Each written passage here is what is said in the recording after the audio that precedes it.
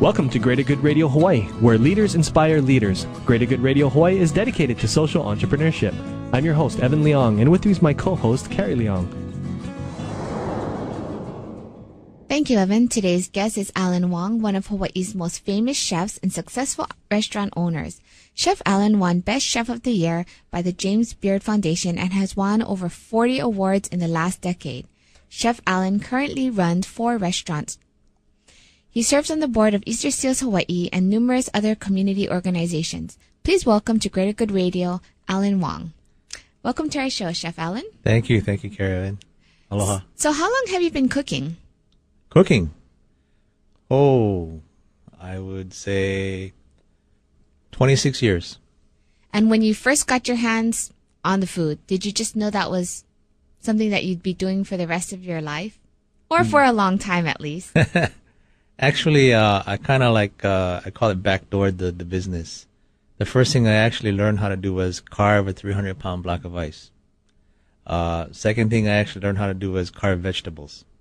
Then the third thing was to sculpt tallow, which was back then lard.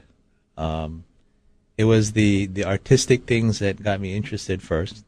I had a good friend that did that. So the guy would go and carve ice, and I would go and watch and sweep the ice around his feet. And eventually one day, after like 12 blocks of sweeping ice around his feet, he gave me a shot, and I said, "Hey, I can do this." I mean, prior to that, I only thought that I could play baseball with my hands, and I kind of really like using my hands.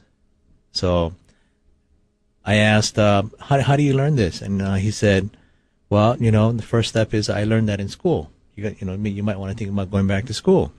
Right out of high school, I went to the University of Hawaii, and that didn't work for me.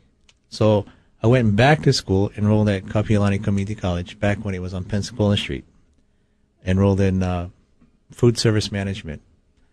That's when I got involved in cooking classes. I thought I was enrolling in food service management, but actually my first class was called food pantry and baking.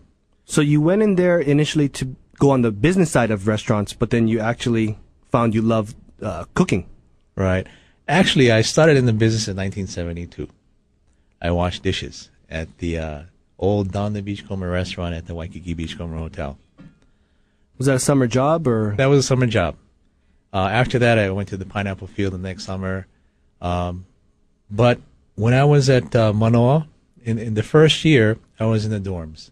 Hale Aloha, the Mokihana, the round towers. And in the second year, Wahiawa, where I came from, the dorms are getting too crowded. So Wahiawa, you had to pick a number. And if you got the lucky number, you get to stay in the dorm. Well, I didn't get the number. So I moved out. And that was the beginning to another chapter, sort of like. So you move out, you find a roommate, you got to pay your rent. So I went back to work at the same place that I was a dishwasher in 72, started back in 75 as a dishwasher again. That was okay. Then I said, what's next, because I think I was a pretty good dishwasher, but, I knew I didn't want to do that for the rest of my life. So I said, okay, I want to do that guy's job. I was a busboy. Eventually, to make a long story short, I was a dishwasher, busboy, waiter, host, cashier. I had 10 different jobs at the Waikiki Beach Hotel in 5 years. And then when did you see this ice sculpting? Well, I had actually reached, I was in the restaurant. I left the restaurant, went to the front desk, was a front desk clerk, front desk cashier, and an old, I shouldn't say old, yeah. This man, he's kind of a famous guy in the business. Lyle Guslander came up to me and says, "Alan, why don't you go back into food and beverage?" So I went back into the restaurant as an assistant restaurant manager. So I was a assistant restaurant manager, before anything else, before a cook. Everything was in the front of the house. One day a guy came up to me and said, "Hey, listen, he said, you probably can stay in this business. You're 19 years old. You're an assistant restaurant manager. You're doing well so far. But unless you go back to school and get some more technical knowledge and technical skill, maybe I can see you becoming an assistant food and beverage manager in a hotel, at best." And for me, that wasn't good enough. So I went back to school. He said another thing that impressed me. He said, your employees will respect you more if you know more than they do. if you can do things more than they can do. So that's why I also went back to school. So you enrolled in food service management. I was already a manager, thinking that you're going to learn more about management. And I find myself in cold food pantry and baking. So in the first month, you're baking bread, and you're making salad dressing, and you're baking pies, you're baking cakes. I don't know if you remember the old YPO Acres or YPO Valley. It existed long before Mililani even came up. That's where I grew up. I actually grew up thinking bread came out of a package, salad dressings came out of a bottle, and here you are in your first month, you're actually producing this. I was tripping out, you know?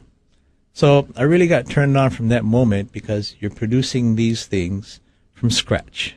It was a good school, it was a good program. It taught you everything, all the basic fundamentals. Thanks for tuning in. Stay tuned for more on Greater Good Radio.